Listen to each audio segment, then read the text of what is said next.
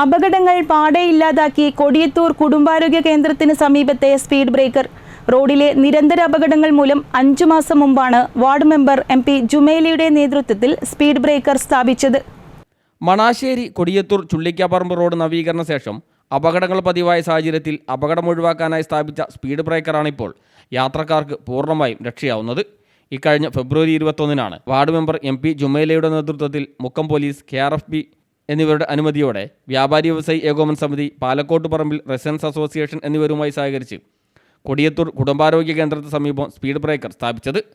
ചുള്ളിക്കാപ്പറമ്പിലെ freshly super മാർക്കറ്റായിരുന്നു ward മെമ്പറുടെ അഭ്യർത്ഥനയെ തുടർന്ന് speed breaker sponsor ചെയ്തത്.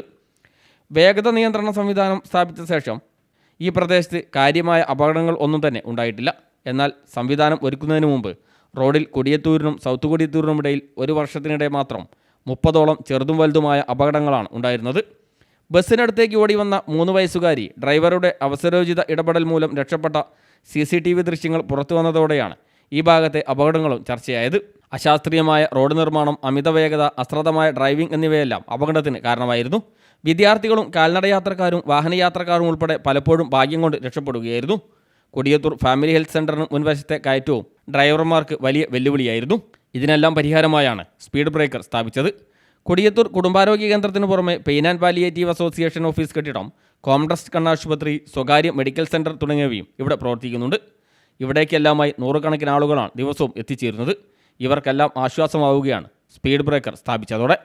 Fasal Babu, news bureau, Mukkam.